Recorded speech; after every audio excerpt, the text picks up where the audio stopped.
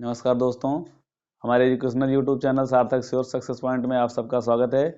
दोस्तों, UP board high school और 12th की एग्जामिनेशन डेट आ चुकी है और आशा है हमें कि आप लोग अपनी परीक्षा की तैयारी में जुट गए होंगे। तो आप लोगों के परीक्षा के पॉइंट ऑफ व्यू से हमने भी जो है कुछ क्वेश्चंस जो परीक्षा में आते हैं, बार बार आते हैं, उनको सिलेक्ट करके आप लोगों के लिए ये वीडियो बनाई है। आप लोग हमारे साथ जुड़िए, हम हर चैप्टर की वीडियो बनाएंगे और आप लोग जो है पढ़ेंगे तो आप अच्छे से अच्छा मार्क प्राप्त कर सकते हैं। तो आइए जो है आज हम लोग पहले चैप्टर वास्तविक संख्या के बारे में पढ़ते हैं। यहाँ पे हम जो है कुछ मुख्य जो तथ्य हैं उनको पढ़ते हुए कुछ प्रश्न को हल करेंगे जो कि परीक्षा में बार बार आ चुके हैं और आते भी हैं। तो आइए हम लोग शुरू करते हैं। सबसे पहले तो हम लोग वास्तविक संख्या में हम लोग जब पढ़ते हैं तो हम लोग एक एल्गोरिथम और प्रमेयिका इन दो शब्दों का बार बार यूज सुनते हैं, पहले अभ्यास में हमको देखने को मिलता है। तो सबसे पहले तो हम समझ लेते हैं कि एल्गोरिथम क्या होता है और प्रमेयिका क्या होती है। उसके बाद हम लोग जो है प्रश्नों को हल करेंगे और सभी इंपॉर्टेंट क्वेश्चन को हम जो है यहाँ पे कवर करने वाले हैं। तो आप लोग हमारे साथ जो है जुड़ जाइए और आप लोग परीक्षा की तैयारी में जुड़ जाइए। तो हम पहले देखते हैं एल्गोरिथम क्या होता है। एल्गोरिथम सुपरिभाषित चरणों की एक श्रृंखला होती है जो एक विशेष प्रकार की समस्या को हल करने की विधि प्रदान करती है। तो एल्गोरिथम जो है एक सुपरिभाषित चरणों की श्रृंखला होती है। जैसे कि भी हम लोग कोई भी चीज हल करते हैं तो उसका एक चरणबद्ध तरीके से चलते हैं। जैसे कि हम मान लीजिए कोई प्रमेय ही सिद्ध कर रहे हैं तो सबसे पहले हम लोग प्रमेय को पढ़ते हैं, समझते हैं और देखते हैं कि उसमें दिया क्या है। तो सबसे पहले हम लोग लिखते हैं दिया क्या है, फिर हमको सिद्ध क्या करना है उसको हम लोग लिखते हैं, फिर रचना क्या करनी है, फिर बाद में हमको उत्पत्ति। इस प्रकार से हम लोग जो है प्रमेय को सिद्ध करते हैं। तो वही एल्गोरिथम वही चीज है कि एक सुपरिभाषित चरणों की एक श्रृंखला है, यानी कौन सा प्रश्न किस तरीके से हमको हल करना है उसको हम लोग जो है एक श्रृंखलाबद्ध तरीके से सॉल्व करते हैं। और दूसरी चीज होती है प्रमेयिका। प्रमेयिका एक सिद्ध किया हुआ कथन होता है और इसे एक अन्य कथन को सिद्ध करने में प्रयोग करते हैं। प्रमेयिका में कोई नई चीज नहीं होती है, एक सिद्ध किया हुआ पहले से ही कोई कथन होता है। जैसे हम लोग मान लीजिए पाइथागोरस प्रमेय पढ़ते हैं, पहले से ही सिद्ध किया होता है और उसका प्रयोग करके हम लोग कुछ जो है अन्य प्रश्नों को सिद्ध करने में, हल करने में उसका प्रयोग करते हैं। जैसे हम लोग श्रीधराचार्य का सूत्र पढ़े होते हैं और फिर उसका प्रयोग करके अन्य दिए हुए प्रश्नों को हल करते हैं।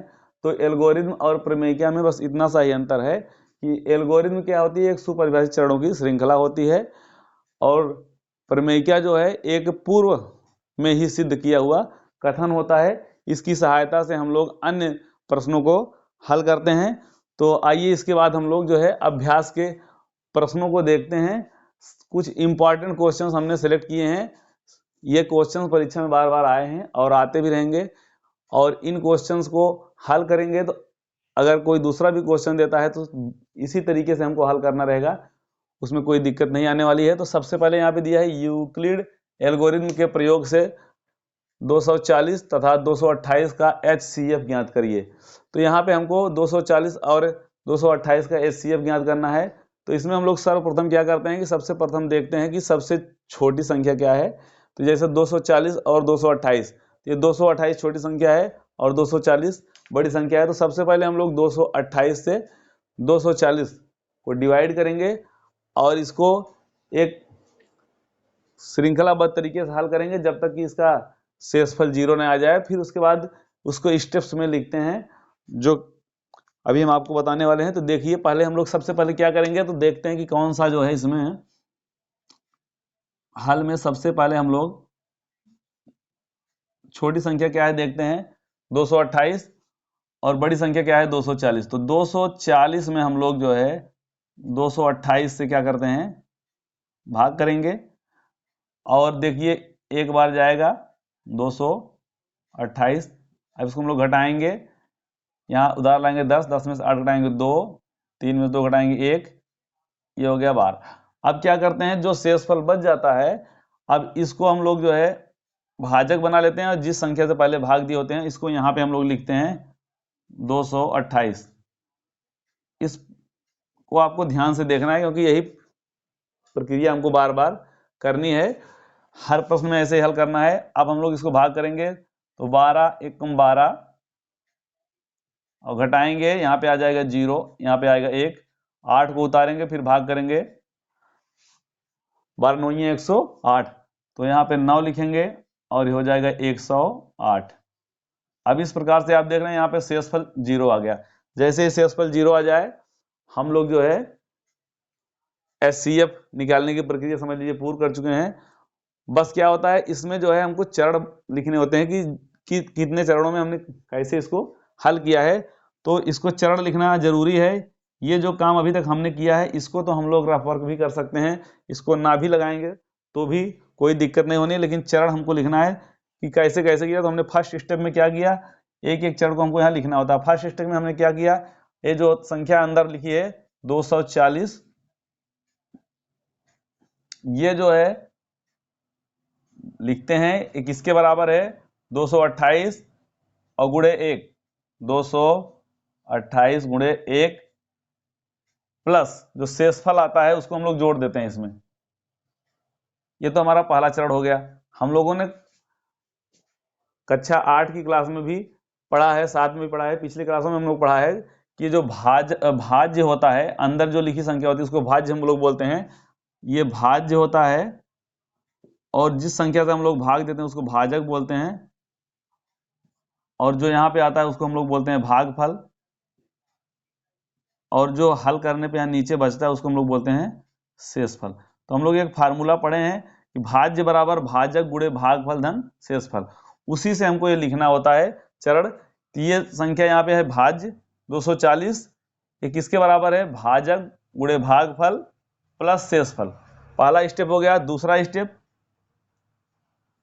वो भी इसी प्रकार से, ये जो 228 है ये भाज्य है, तो 228 ये किसके बराबर है, 12 गुणे 19, यानी भाजक गुणे भागफल, भाजक गुणे भागफल और प्लस शेषफल।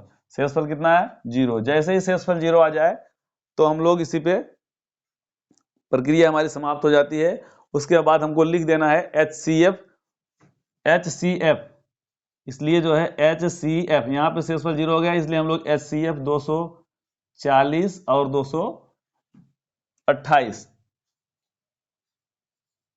ये बराबर किसके आ जाएगा, ये जो संख्या आई है भागफल, ये दूसरा भाजक है जिससे भाग देने पे शेषफल 0 आया है, तो यही हमारा हो जाता है HCF,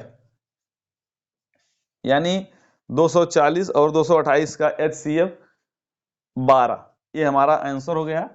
तो इस बात को हमको ध्यान रखना है, बड़ी संख्या में जैसा कि हम लोग भाग भी करते हैं तो बड़ी संख्या में छोटी संख्या से ही भाग करते हैं, बड़ी संख्या में हमको छोटी संख्या से भाग करना है, और उसके बाद इसको तब तक करते रहना जब तक शेषफल 0 ना हो जाए।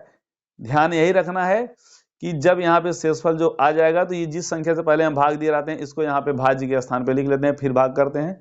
इसी प्रकार से स्टेप 2 बार में भी हो सकता है, 3 बार में भी हो सकता है, और हम लोग जब शेषफल 0 आ जाए तो हम लोग यहीं तक स्टेप, तो ये प्रश्न हमारा 2 स्टेप में ही कंप्लीट हो गया। तो ये हमारा उत्तर आ गया। 2 संख्याओं का HCF निकालने का ये बहुत ही बढ़िया तरीका है। तो आइए इसी प्रकार का एक और क्वेश्चन हल करते हैं, निश्चित रूप से आपको क्लियर हो जाएगा कॉन्सेप्ट। तो दूसरे क्वेश्चन पे हम लोग चलते हैं।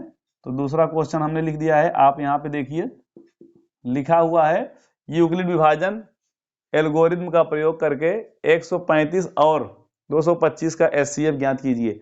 ये आपके चैप्टर में पहले ही प्रॉब्लम में दिया गया प्रश्न है, ये परीक्षा में भी बार बार पूछा जाता है या ठीक इसी तरह के प्रश्न पूछे जाते हैं। तो इसमें क्या करना है, सबसे पहले हम लोग देखेंगे कि सबसे छोटी संख्या क्या है। तो यहाँ पे छोटी संख्या है 135, तो 135 से हम लोग को भाग करना है, और जो संख्या बड़ी है उसको हम लोग यहाँ भाज्य के स्थान पे लिखते हैं 225। अब हम लोग क्या करेंगे, भाग करेंगे। तो यहाँ पे हम लोग जो है भाग करेंगे, देखेंगे अगर 2 बार ले जाएंगे ज्यादा हो जाएगा, तो 1 बार ही लेना है।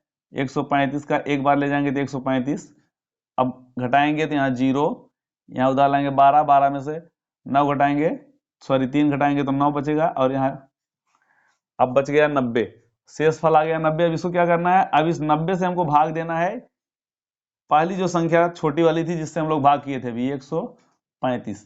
अभी हम लोग इसमें भाग करेंगे और जो है हल करेंगे, देखेंगे एक बार जाएगा, इसको हल करेंगे, भाग तो आता ही है सबको। ये आ गया शेषफल 45। अब पुनः ये प्रक्रिया को रिवाइज करते रहना है, जिस संख्या से हमने विभाग किया था अब इसको यहाँ पे लिख देंगे और जो है 90 में अब हम लोग भाग करेंगे 45 से, तो 45 दूना 90। इस प्रकार से आप देखेंगे कि यहाँ पे शेषफल क्या आ गया 0, यानी कि ये प्रक्रिया समाप्त हो गई। अब हम शेषफल 0 हो जाता है तो हम लोग यही जो लास्ट संख्या जिससे हम लोग भाग दिए रहते हैं यही हमारा HCF हो जाता है। तो अगर हमको अब यहाँ लिखना हो तो कि 135 225 का HCF क्या आएगा, तो हम लोग आसानी से लिख सकते हैं 45। लेकिन ये हमने पहले भी बताया इसको करना बहुत जरूरी नहीं है, लेकिन चरण लिखने बहुत जरूरी हैं। तो इसको तो हम लोग रफ वर्क में भी कर सकते हैं, प्रश्न में भी लगा सकते हैं, कोई दिक्कत नहीं है, लेकिन चरण को जरूर लिखेंगे क्योंकि यूक्लिड विभाजन एल्गोरिथम में वही होता है कि चरणबद्ध तरीके से हमको लिखना होता है कि कैसे हमने किया, तो वही अब हम यहाँ पे लिखेंगे चरण। फर्स्ट स्टेप में हमने क्या लिखा था, क्या लिया, ये 225, ये जो है 225 किसके बराबर है, भाजक गुणे भागफल, यानी 135 गुणे 1 प्लस जो शेषफल आया था 90। अब दूसरा स्टेप हम लोग लिखेंगे। दूसरे स्टेप में क्या हुआ, 135 में हमने भाग किया, यानी 135 ये किसके बराबर है, 90 गुणे 1, यहां लिखेंगे 90। अब शेषफल क्या बच रहा है 45, इसको हम लोग लिखते हैं। फिर थर्ड स्टेप, यहाँ पे थर्ड स्टेप भी लिखना है। तीसरे चरण में क्या है कि 90 लिखेंगे यहाँ पे, ये किसके बराबर है 45 गुणे 2, 45 गुणे 2 धन शेषफल 0। जैसे ही शेषफल 0 आ जाता है हमारा काम उसी पे खत्म हो जाता है। अब हम लोग जो है इसी को हम लोग यहाँ पे ले लेंगे कि हमारा HCF हो गया। HCF 135 और 225, 135 और 225 का HCF बराबर 45, ये हमारा उत्तर हो गया। आशा हमको आप लोगों को समझ में आया होगा। तो आइए हम लोग जो है आगे बढ़ते हैं और जो है हल करते हैं प्रश्नों को। आइए नेक्स्ट प्रॉब्लम को हम लोग देखते हैं। ये जो है 2020 में यूपी बोर्ड में दिया हुआ प्रश्न है, अन्य बोर्डों में भी आता है, जो है बहुत ही इंपॉर्टेंट क्वेश्चन है। अभाज्य गुणनखंड विधि द्वारा संख्याओं 96 तथा 404 का मासा ज्ञात कीजिए और फिर इनका लासा ज्ञात कीजिए। ये जो है प्रश्न अभाज्य गुणनखंड विधि द्वारा मासा और लासा हम लोग पिछली क्लासों में भी पढ़ चुके हैं, यहाँ भी वही प्रश्न दिया है, कोई दिक्कत नहीं है। इस प्रकार के प्रश्न हर बार परीक्षा में पूछे ही पूछ जाते हैं, तो हमको बहुत आसानी से ये प्रश्न आ जाएगा। बस ध्यान से देखना है। क्या करना है, सबसे पहले तो हमको अभाज्य गुणनखंड बनाना है, यानी अभाज्य संख्याओं से भाग देकर गुणनखंड बनाना है। तो अभाज्य संख्याएं होती क्या हैं, ऐसी संख्याएं जिनका जो है या तो 1 से या तो स्वयं से भाग जाता है पूरा पूरा, वही अभाज्य संख्या होती हैं। जिनका सिर्फ और सिर्फ 2 गुणनखंड होता है, एक तो स्वयं या तो 1 से, वही अभाज्य संख्या हमको लेनी है। यानी कि जैसे 2 हुआ, 3 हुआ, 5 हुआ, 7 हुआ, 11 हुआ, 13 अभाज्य संख्या हम लोग जानते हैं। तो इस प्रकार की संख्याओं से हमको इसका गुणनखंड बनाना है। तो सबसे पहले हम लोग इनका अभाज्य गुणनखंड बनाएंगे। तो हम लोग सबसे पहले 96 का अभाज्य गुणनखंड बनाएंगे। हम इसमें भाग देते जाएंगे 2 से, 2 चौक 8, 2 8 16, फिर 2 से भाग करेंगे, 2 दूनी 4, 2 चौक 8, फिर 2 से भाग करेंगे, 2 एक कम 2, 2 दूनी 4, फिर 2 से भाग करेंगे, 2 छंग 12, फिर 2 से भाग करेंगे, 2 तिहाई 6, फिर 3 से भाग करेंगे, 3 एक कम 3। जब 1 आ जाए यानी इसका गुणनखंड हो गया। अब हम लोग अगली संख्या पे चलते हैं, 404, 404 इसका भी हम लोग गुणनखंड बनाएंगे। तो 2 से हम लोग डिवाइड करेंगे, किसी संख्या की इकाई के स्थान पे 0, 2, 4, 6 और 8 होता है, तो संख्या 2 से पूरी तरह से विभाजित हो जाती है, इसलिए हम 2 से शुरू कर रहे हैं। तो 2 दूनी 4, 2 दूनी 4, फिर 2 से भाग करेंगे, 2 एक कम 2, 2 एक कम 2। अब इस संख्या को हम लोग भाग करेंगे 2 से, 3 से, 4 से, 5 से, चेक करेंगे कटेगी नहीं, यानी इसमें 101 से ही भाग जाए क्योंकि ये भी एक अभाज्य संख्या ही है। इस प्रकार से अभाज्य गुणनखंड हो गया। अब हम लोग क्या करेंगे, इसका मासा निकालेंगे। सबसे पहले इसका मासा निकालना है और उसके बाद फिर इनका लासा निकालना है। तो आइए हम लोग इसका मासा निकालते हैं। तो सबसे पहले इसका गुणनखंड लिख लेते हैं 96 का। तो हम लोग लिखेंगे 2, 1 2 3 4 5, 5 बार 2 का है 2 गुणे 2 गुणे 2 गुणे 2 गुणे 2 और गुणे 3। सबसे पहले इसको लिखेंगे। अब फिर हम लोग 404 इसको लिखेंगे। तो 2 गुणे 2 गुणे 101। अब इसका हमको निकालना है मासा, मासा। तो पहले पेयर करते हैं, ऊपर 2 इधर भी 2 है, इसको इसका एक पेयर हो गया, यानी इसमें से 1 2 उतारेंगे, यहाँ से भी 1 2। तो मासा में क्या करते हैं हम लोग, वही, और कोई पेयर नहीं बन रहा, यानी वही संख्या लेते हैं जिनका पेयर बनता है, यानी इसका मासा हो गया 2 गुणे 2 बराबर 4।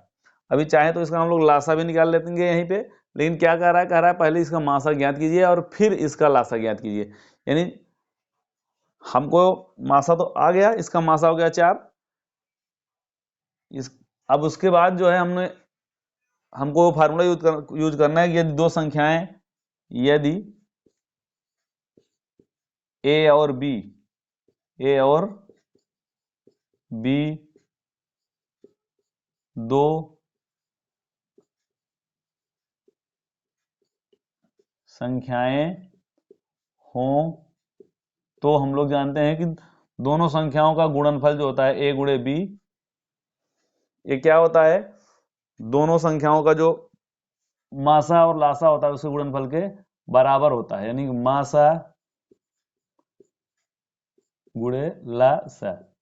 इस फार्मूले से हमको लगाना है और निकालने को तो यहां भी हम लोग निकाल सकते हैं।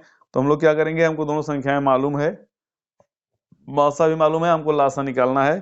तो इसका हम लोग यहाँ रखेंगे, यानी 96 गुणे 404, यानी इसको हम लोग लिखेंगे 96 गुणे 404 बराबर, इन दोनों संख्याओं का मान रख दिया। अब मासा हमने भी ज्ञात किया है, 4 आया है, तो 4 और गुणे लासा,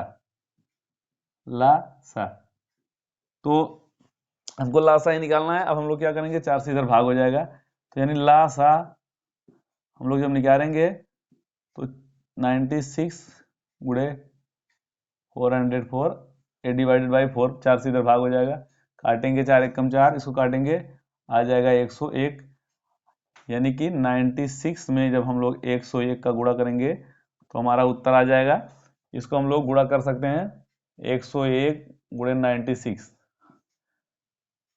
6 कम 6 0, 6 कम 6 9 का 1 में गुणा करेंगे 9, फिर 0, 9 का 1 में गुणा करेंगे ना। अब जोड़ेंगे इसको, ये हो गया 96, यानी 9696, इसका लासा हो। यही हमको निकालना था कि पहले मासा ज्ञात करिए फिर इसका लासा। तो यहाँ पे मासा यानी महत्तम समापवर्तक ये आ गया 4, और लासा ये आ गया जो है 96, यही हमारा उत्तर हो गया। यही हल करना था, आशा आपको समझ में आया होगा। चलिए हम लोग जो है नेक्स्ट प्रश्न पे चलते हैं। और आइए दोस्तों, अगले प्रश्न को हम लोग हल करते हैं। बहुत ही इंपॉर्टेंट क्वेश्चन है, सन 2019 में पूछा गया है, अलग अलग बोर्डों में यही क्वेश्चन पूछता है और बहुत ही महत्वपूर्ण क्वेश्चन है। ध्यान से देखेंगे, आसान भी है। दिया है कि अभाज्य गुणनखंड विधि द्वारा संख्याओं 6, 12 और 120 का लासा तथा मासा ज्ञात कीजिए। तो यहाँ सबसे पहले हमको लासा निकालना है, उसके बाद मासा। और दिया है अभाज्य गुणनखंड विधि द्वारा, नहीं पहले इसका हम लोग अभाज्य गुणनखंड बनाएंगे, यानी कि अभाज्य संख्याओं से हम लोग भाग दे करके इसको हम लोग हल करेंगे। तो सबसे पहले हम लोग शुरू करते हैं इसका हल। तो सबसे पहले हम लोग अभाज्य गुणनखंड बनाएंगे। आइए हम लोग पहले 6 का अभाज्य गुणनखंड बनाएंगे, बहुत ही आसान है। 2 से भाग करेंगे, 2 3 6, 3 1 कम 3, इसको भाग देते हैं जब तक 1 ना आ जाए, काटते हैं। फिर उसके बाद 12 का 2 से भाग करेंगे, 2 6 12, फिर 2 से भाग करेंगे, 2 3 6, और फिर 3 से भाग करेंगे 1। अगली संख्या 120। अब हम लोग 120 का जो है अभाज्य गुणनखंड बनाएंगे। 2 से भाग करेंगे, यहाँ पे 2 6 12, 60 आ जाएगा। फिर 2 से भाग करेंगे, 2 3 6 30, फिर 2 से भाग करेंगे तो 2 1 कम 2, 2 5 10, फिर 3 से भाग करेंगे, 3 5 15, और फिर हम लोग 5 से काट देंगे, 5 से भाग देंगे, ये हो गया इसका अभाज्य गुणनखंड। अभाज्य गुणनखंड हो गया तो हम लोग अब इसका जो है क्या निकालेंगे, लासा और मासा। तो हम लोग अब इसको लिखते हैं पहले, उसके सामने उसका गुणनखंड लिखेंगे। तो 6 का गुणनखंड हम लोग लिखेंगे 2 गुणे 3, और फिर हम उसके बाद 12 लिखेंगे, 2 गुणे 2 गुणे 3, 2 गुणे 2 गुणे 3। फिर उसके बाद 120, 120 का गुणनखंड 2 गुणे 2 गुणे 3 गुणे 3 गुणे 5, 2 दूनी 4, 4 तिहाई 12, 12 तिहाई 36, और 36 पंचे 120। ठीक है, तो हम लोग जो है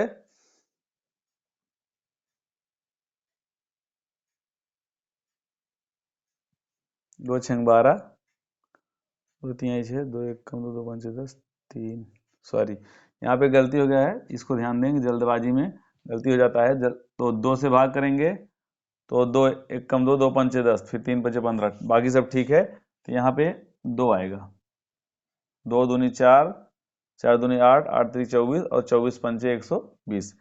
अब क्या करते हैं, आप लोग जानते हैं जब हम लोग लासा निकालते हैं तो पहले तो जिन संख्याओं का पेयर बनता है उसको उतारते हैं, और जो संख्याएं कॉमन नहीं रहती हैं उनको भी उतार लेते हैं। और मासा में क्या करते हैं, वही संख्या लेते हैं जो कि सब में कॉमन होते हैं। तो सबसे पहले हम लोग लासा निकालते हैं इसका। तो लासा निकालेंगे, लासा। तो लासा में हम लोग देखते हैं, पहले तो हम लोग कॉमन देखते हैं कि ये इसमें 2 सब में कॉमन है, फिर इसमें देखिए यहाँ से यहाँ इसमें कॉमन है 2, और 3 जो है ये देखिए। तो सबसे पहले हम लोग इसी तरीके से हल करते हैं। तो पहले 2, फिर इन दोनों में 2 कॉमन है, इसको भी उतारेंगे, फिर जो है ये जो 3 है इसको उतारेंगे। अब बाकी जो बच रहा है उसको भी उतार लेते हैं। यहाँ पे 2 है और यहाँ पे 5। अब इसको हम लोग हल करेंगे, आप लोग देखेंगे 2 दूनी 4, 4 तिहाई 12, और 12 दूना 24, और 24 पंचे 120, 24 में 5 का गुणा करेंगे 120। ये तो हो गया इसका लासा। फिर हमको निकालना है मासा। तो अब हम लोग मासा निकाल लेंगे, मासा यानी महत्तम समापवर्तक। मासा में हम लोग वही संख्या लेते हैं जो कॉमन होती हैं और सब में कॉमन होती हैं, 6 12 और 120। इसमें 2 कॉमन है और यहाँ पे 3 कॉमन है, तो हम बस यही 2 संख्याएं लेंगे, यहाँ से 2 और यहाँ से 3। यहाँ पे 2 संख्याओं में कॉमन है लेकिन ऊपर नहीं है, इसलिए इसको नहीं लेना है। तो हमको 2 और यहाँ से 3, तो हम लोग लिखेंगे 2 गुणे 3, और हम लोग गुणा करेंगे 2 तिहाई 6। ये इसका हो गया हल। तो हम लोग जो है मासा बराबर 6 और लासा बराबर 120, ये हो गया हमारा हल। आइए नेक्स्ट प्रॉब्लम पे चलते हैं। व्यंजकों x माइनस 2, एक्स प्लस 4 का स्क्वायर और x माइनस 2 का होल स्क्वायर का मासा ज्ञात कीजिए। तो सबसे पहले हम लोग इसको लिखेंगे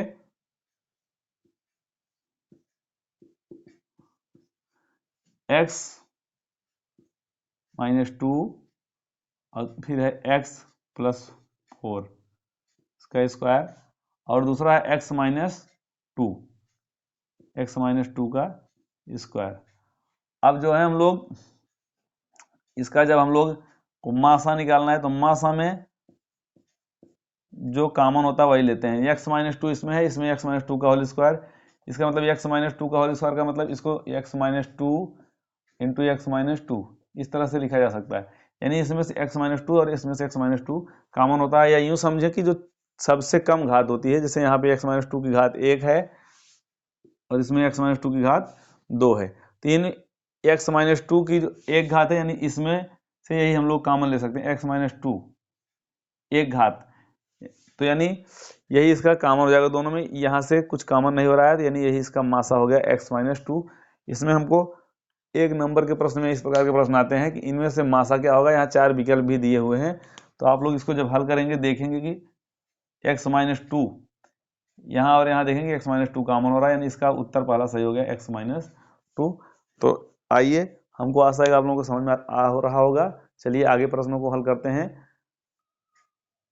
आइए हम लोग आगे के प्रश्न को हल करते हैं। बहुत ही इंपॉर्टेंट क्वेश्चन है, इसको बार बार परीक्षा में पूछा भी गया है, तो इसको हम लोग पढ़ेंगे और हल करेंगे। दिया है कि 2, 10 तथा 20 के लासा और मासा का अनुपात है। ये प्रश्न बहुत ही सिंपल है, इसको हमको हल करना है और ये प्रश्न बार बार पूछता भी है। तो सबसे पहले यहाँ पे क्या करना है, हमको गुणनखंड बनाने हैं। अभाज्य गुणनखंड यानी 2 का अभाज्य गुणनखंड तो 2 ही हो जाएगा, 2 गुणे 1 भी लिख सकते हैं। और उसके बाद 10 का अगर हम लोग अभाज्य गुणनखंड बनाएंगे, आप लोग बनाए होंगे, आपको मालूम होगा, 2 पंचे 10 और 5 एकम 5, ये हो गया। उसी प्रकार से 20 का भी बना लीजिए, 20, 2 दामा 20, 2 पंचे 10 और 5 एकम 5, यह अभाज्य गुणनखंड। इसको हम लोग रफ वर्क में भी कर सकते हैं, कॉपी में भी लगा सकते हैं, कोई दिक्कत नहीं है। अब हम लोग क्या करेंगे, यहाँ पे 10 का गुणनखंड आ गया 2 गुणे 5, और फिर है 20 का गुणनखंड हम लोग निकालेंगे 2 गुणे 2 गुणे 5, 2 दूनी 4, 4 पंचे 20। अब इसका हम लोग लासा और मासा निकालेंगे। तो लासा में क्या करते हैं, जो कॉमन होता है पहले तो उसको उतारते हैं। यहाँ से 2 कॉमन हो गया, इसमें 5 कॉमन है तो 5, और जो बचता है उसको भी हम लोग उतार लेते हैं। अब गुणा करेंगे 2 पंचे 10 और 10 दूना 20, और हम लोग उसके बाद निकालेंगे मासा में हम लोग वही संख्याएं लेते हैं जो सब में कॉमन हो। जैसे यहाँ पे देखेंगे तीनों संख्याओं में ये 2 कॉमन आ रहा है, तो ये हमारा मासा हो गया, यानी इसको उतारेंगे मासा, कितना हो गया 2। अब फिर कह रहा है कि इनका अनुपात निकालना है, यानी लासा और मासा। यहाँ ध्यान देने की बात है कि लासा और मासा का अनुपात पूछ रहा है, यानी कि पहले हमको लासा लिखना है, लासा, और जो है फिर हमको लिखना है मासा, इसका अनुपात हमको निकालना है। इसको हम लोग ऐसे भी लिख सकते हैं, 20 अनुपाते 2। इसको जब हम लोग हल करेंगे तो ये हो जाएगा 10 अनुपाते 1, यानी पहला जो उत्तर यही सही है। कभी कभी गलती क्या हो जाती है, अनुपात दिया है लासा और मासा का, और हम लोग आगे पीछे करते हैं, मासा और लासा का अनुपात निकाल देते हैं, तो ये पहला उत्तर आने के बजाय दूसरा उत्तर आता है, जो गलत हो जाता है। यहाँ पे ध्यान देना है कि लासा और मासा का अनुपात, यानी पहले लासा लिखेंगे फिर मासा, उन दोनों का अनुपात निकालना है। आइए नेक्स्ट प्रश्न चलते हैं। दिया है कि व्याख्या कीजिए कि 7 गुणे 11 गुणे 13 प्लस 13 भाज्य संख्या क्यों है। तो ये प्रश्न बहुत ही सिंपल है। पहले तो हमको भाज्य संख्या जाननी है, भाज्य और अभाज्य संख्याएं होती क्या हैं। तो भाज्य संख्या, यदि किसी संख्या के 2 या 2 से अधिक गुणनखंड होते हैं तो उसको हम लोग भाज्य संख्या बोलते हैं। और यदि किसी संख्या का सिर्फ 2 गुणनखंड होता है, जैसे कि वह संख्या और 1, सिर्फ यही 2 गुणनखंड होते हैं, तो उसको हम लोग अभाज्य संख्या बोलते हैं। तो यहाँ पे भाज्य संख्या क्यों है, तो इस सबसे पहले इसका कारण हम लोग लिख लेते हैं। कह रहा है व्याख्या कीजिए, फिर उसके बाद दिखा भी देते हैं। यदि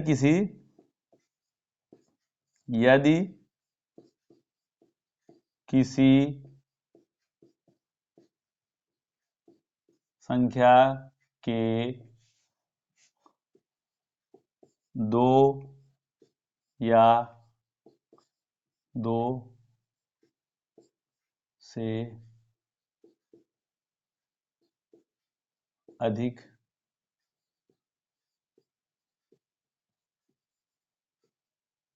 गुणनखंड हों तो उसे भाज्य संख्या कहते हैं। कम से कम 2 और उससे अधिक भी गुणनखंड हो सकते हैं, तो ऐसी संख्याओं को हम लोग भाज्य संख्या कहते हैं। जबकि अभाज्य संख्या क्या होती है, उसका सिर्फ 2 गुणनखंड होता है, एक तो 1 लिख सकते हैं और दूसरा वो संख्या स्वयं। और जबकि भाज्य संख्या क्या, 2 गुणनखंड या 2 से अधिक भी गुणनखंड हो सकता है। तो ये जो है, अब हम इसको हल करके देखेंगे कि इसके कितने गुणनखंड आ रहे हैं। तो सबसे पहले हम लोग इसको उतारेंगे, 7 गुणे 11 गुणे 13 और प्लस 13। इसको हल करेंगे हम लोग, आसान है बहुत। देखिए इसमें से और इसमें से यहाँ पे 13 कॉमन है, 13 को कॉमन ले लेंगे तो यहाँ बचेगा 7 गुणे 11 और प्लस 13।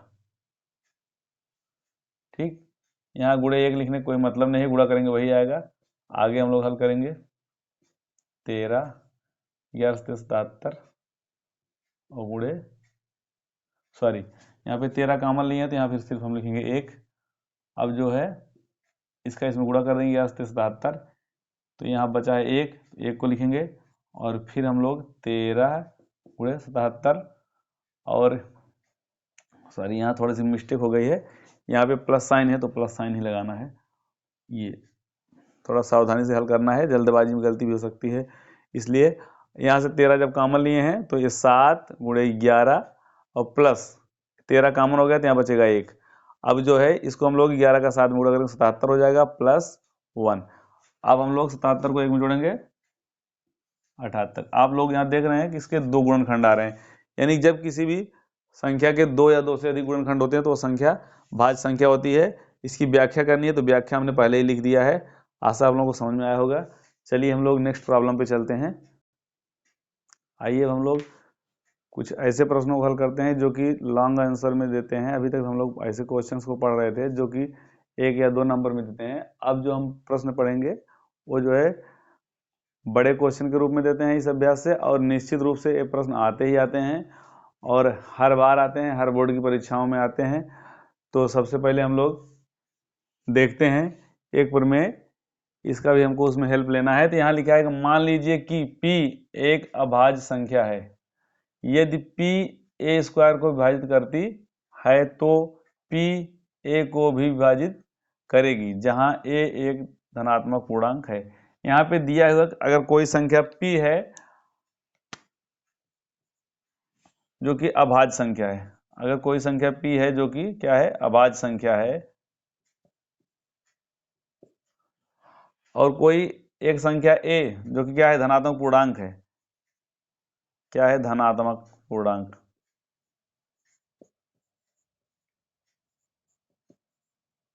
तो कह रहा है कि यदि P a स्क्वायर को विभाजित करती है, यानी अगर a स्क्वायर हम लें और इसको P जो कि एक अभाज्य संख्या है और a के स्क्वायर को विभाजित करती है, तो कह रहा है कि P a को विभाजित करेगी, यानी अगर a है तो भी, यानी अगर a स्क्वायर को, ये अभाज्य संख्या जो P है, अगर a स्क्वायर को पूरा पूरा काट दे रही है तो a को भी पूरा पूरा काट देगी। जैसे कि मान लीजिए हमने ले लिया कि 5 क्या है, एक अभाज्य संख्या है, और एक संख्या हमने ले लिया मान लीजिए 15 का स्क्वायर, मान लीजिए a बराबर क्या है, 15 है, तो 15 का स्क्वायर, तो अगर जो है 15 के स्क्वायर को ये 5 विभाजित कर रहा है तो यानी 15 को भी ये 5 डिवाइड करेगा। यही कहने का इसका आशय है कि अगर कोई संख्या जो कि क्या है, एक अभाज्य संख्या है, अगर a स्क्वायर को विभाजित कर रही है तो P a को भी विभाजित करेगी, यानी अगर किसी अभाज्य संख्या से किसी धनात्मक पूर्णांक के स्क्वायर में भाग देते हैं, अगर पूरा पूरा कट जा रहा है तो वो जो धनात्मक संख्या होगी, वो धनात्मक पूर्णांक होगा, वो भी इस अभाज्य संख्या से पूरा पूरा कट जाएगा। तो इसका प्रयोग हम लोग आगे प्रश्नों में करेंगे। अब यहाँ पे हम लोग जो प्रश्न हर बार पेपर में पूछे जाते हैं, कोई अपरिमेय संख्या दी हुई होती है और हमको जो है सिद्ध करना होता है कि यह एक अपरिमेय संख्या है। तो इसमें 2 तरह के प्रश्न आते हैं। एक प्रश्न आप लोग देखते होंगे बार बार यही प्रश्न, कभी √2, कभी √3, कभी √5, तो कभी √7, इस तरह के प्रश्न आते हैं। इनको कहता है अपरिमेय सिद्ध कीजिए। और दूसरा कभी देता है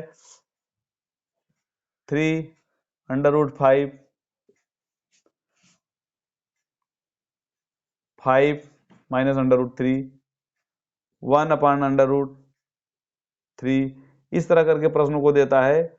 2 + 2 √3, इस तरह के प्रश्न देता है।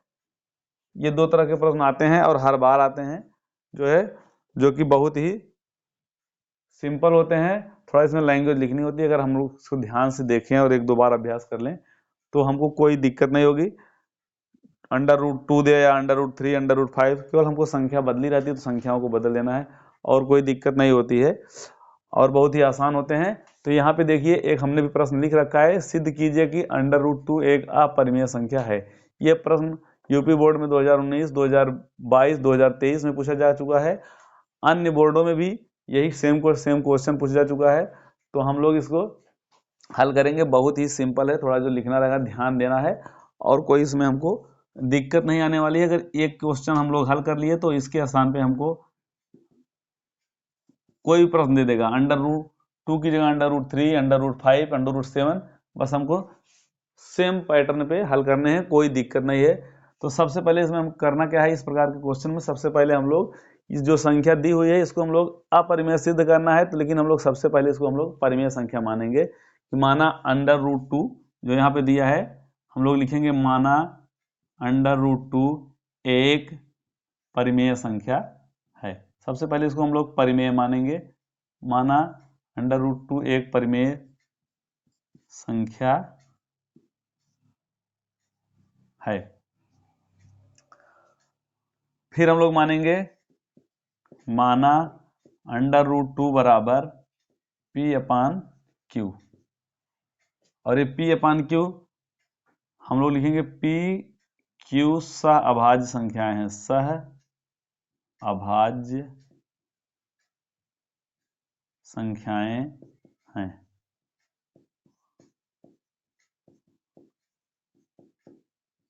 सबसे पहले सहअभाज्य संख्याएं समझें। सहअभाज्य संख्या यानी को प्राइम नंबर। सहअभाज्य संख्या वह संख्या होती हैं जिनका अगर हम लोग मासा निकालें तो उनका मासा 1 आवे, यानी उसमें कुछ भी कॉमन नहीं होता है। जैसे अभी हम समझने के लिए लिखें कि ये 2/3, 3/5, ये क्या है, सहअभाज्य संख्या। इनका मासा अगर निकालेंगे तो 1 आएगा। इस तरह की संख्याएं हैं, P और Q सहअभाज्य संख्याएं हैं। अब उसके बाद हम लोग इसको हल करेंगे, तो इसका हम लोग हल करेंगे तो लिखेंगे Q बराबर P/√2, इसको इधर करेंगे, इसका इधर गुणा हो जाएगा तिरछा, ये हो गया। अब हम लोग लिखेंगे दोनों पक्षों का वर्ग करने पर, दोनों पक्षों का वर्ग करने पर वर्ग करेंगे तो ये हो जाएगा Q² बराबर P²/2, ये आ गया। इसको हम लोग एक समीकरण दे देंगे कि मान लीजिए समीकरण नंबर 1 हो गया।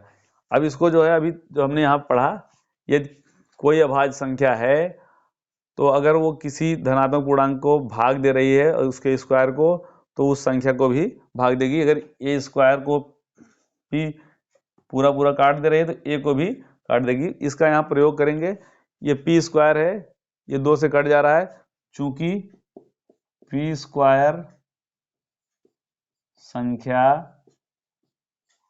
2 से विभाजित, P² संख्या 2 से विभाजित है, इसलिए हम लोग लिखेंगे P भी संख्या 2 से विभाजित होगी। अब हम लोग जो है इसको यहां तक हो गया। अब हम लोग इसको मानेंगे, माना P/2 बराबर K1, जहां पे K1 एक पूर्णांक है, K1 एक पूर्णांक है। ये जो है P/2 इसको हम लोग K1 मानेंगे। अब इसको हम लोग हल करेंगे और यहां से हम लोग देखेंगे P का मान क्या आ रहा है। इसको हम लोग हल करेंगे तो P बराबर यहां लिखेंगे P बराबर 2K1, ये आ गया P बराबर 2K1। इसको हम लोग दे देंगे समीकरण नंबर 2। अब क्या करेंगे, समीकरण नंबर 2 से P का मान हम लोग समीकरण नंबर 1 में रखेंगे। सेम टू सेम ऐसे हमको हर प्रश्न में हल करना है। संख्याएं बदल जाएंगी तो हम लोग संख्याओं को बदल लेंगे, बाकी सारे प्रोसेस यही रहेंगे। तो हम लोग कहेंगे यहां लिखेंगे समीकरण 2 से P का मान समीकरण 1 में रखने पर, ये जो है रखेंगे यहां से इसका मान समीकरण नंबर 1 में, तो आ जाएगा क्यू स्क्वायर बराबर, यहाँ पी की जगह रखेंगे 2k1, ये जो हमने निकाला है अभी 2k1, इसका हो जाएगा स्क्वायर बटे 2, यहाँ से हो गया। इसको हल करेंगे तो क्यू स्क्वायर बराबर 4k1 का स्क्वायर बटे 2, काटेंगे तो ये हल करेंगे तो आ जाएगा क्यू स्क्वायर बराबर 2k1 का स्क्वायर। फिर इसको हम लोग लिखेंगे k1 का स्क्वायर बराबर क्यू स्क्वायर अपॉन 2। फिर जो है इसमें देखें जैसे यहाँ पे आया था तो हम लोगों ने लिखा था सेम वैसे ही लिखना है कि क्यू स्क्वायर बटे 2 है, यानी क्यू स्क्वायर 2 से क्या हो रहा है, कट जा रहा है, तो लिखेंगे चूंकि क्यू स्क्वायर संख्या 2 से विभाजित है, इसलिए Q भी संख्या 2 से विभाजित होगी।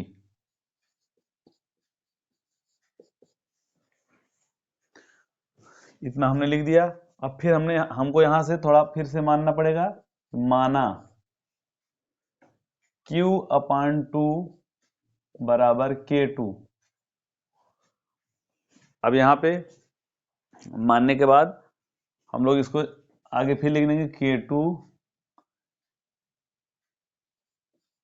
एक पूर्णांक है, ये पूर्णांक संख्या है कोई, K2 एक पूर्णांक संख्या है।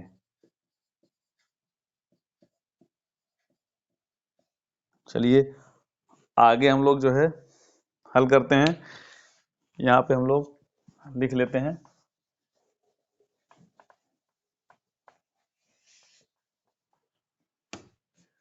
यहाँ से हम लोग जो है Q का मान निकालेंगे, तो यहाँ पे Q बराबर 2k2, इसको हम लोग समीकरण नंबर 3 नाम दे देंगे। अब हम लोग यहाँ पे देखेंगे जब कि हम लोग निष्कर्ष पे पहुंच चुके हैं, समीकरण नंबर 2 और समीकरण नंबर 3, तो यहाँ पर लिखेंगे समीकरण नंबर 2 और 3 से, समीकरण 2 तथा 3 से स्पष्ट है कि, यहां से हमको देख रहे हैं स्पष्ट लग रहा है, P बराबर आया है 2k1 और Q बराबर आया है 2k2। अब यहां से हम लिख सकते हैं कि ये 2 दोनों में क्या है, कॉमन है, यानी कि अगर ये दोनों में कॉमन है तो यानी P और Q क्या है, जो हमने यहाँ पे माना था कि P और Q सहभाज्य संख्याएं हैं, तो सहभाज्य संख्याओं का मतलब कि P और Q का अगर हम लोग मासा निकालेंगे तो हमेशा एक आना चाहिए, लेकिन यहाँ पे अगर हम इसका देख रहे हैं तो कितना आ रहा है 2, तो समीकरण नंबर 2 तथा 3 से स्पष्ट है कि P तथा Q सह अभाज्य संख्याएं सहभाज्य संख्याएं नहीं है, नहीं हैं। समीकरण नंबर 2 और समीकरण नंबर 2 और 3, यहां से हमको मिल रहा है कि P और Q सहभाज्य संख्याएं नहीं है, जबकि हमने माना है कि P और Q सहभाज्य संख्याएं हैं। तो हम लोग लिखेंगे जो कि हमारी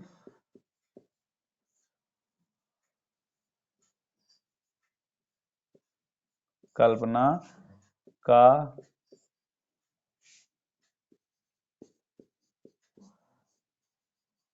विरोधाभास है, जो कि हमारी कल्पना का विरोधाभास है। तो हम लोग लिखेंगे अतः हमारी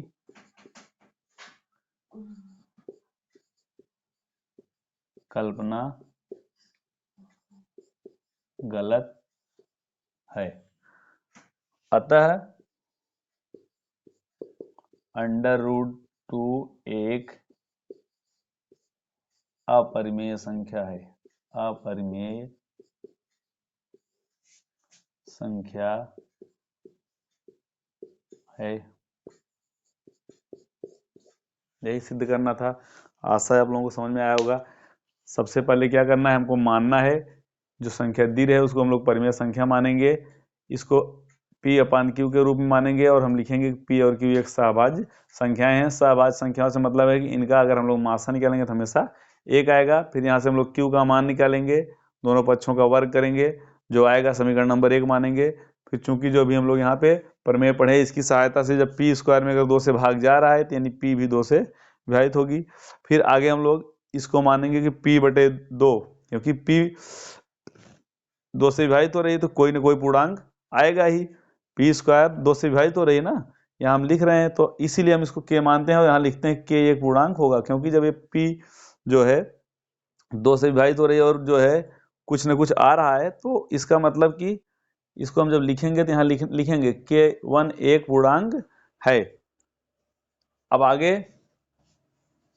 यहाँ से हम लोग चलेंगे तो P का मान निकालेंगे 2K1। अब P का मान समीकरण नंबर, यहाँ पे जो समीकरण नंबर 2 मानेंगे इससे P का मान यहाँ पे रखेंगे और समीकरण नंबर 2 से जब 1 में रखेंगे तो इसको हल करेंगे तो आ जाएगा Q² बराबर 2K1 स्क्वायर, K1 का स्क्वायर हल करेंगे, इधर आ जाएगा 2 से भाग हो जाएगा।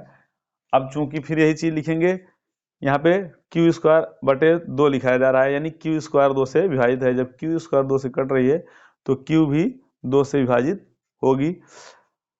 जब Q 2 से कटेगी तो यानी कोई ना कोई पूर्णांक संख्या आएगी, इसलिए हम मान रहे हैं माना Q/2 बराबर K2, और जहाँ पे लिख रहे हैं K2 एक पूर्णांक संख्या है। अब जो है Q का मान 2K2 यहाँ से हो जाएगा। अब समीकरण नंबर 2 और समीकरण नंबर 3 से हम लोग देखेंगे तो हमको स्पष्ट हो जाएगा कि यहाँ पे P बराबर इतना आ रहा है और Q बराबर इतना, यानी इसमें 2 कॉमन आ रहा है।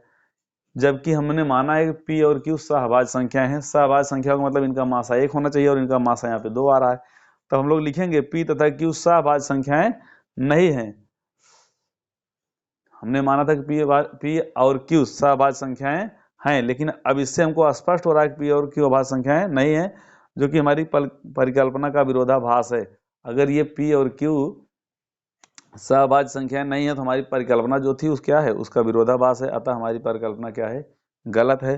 तो हम लोग कह सकते हैं कि √2 परिमेय संख्या ना होकर के एक अपरिमेय संख्या है।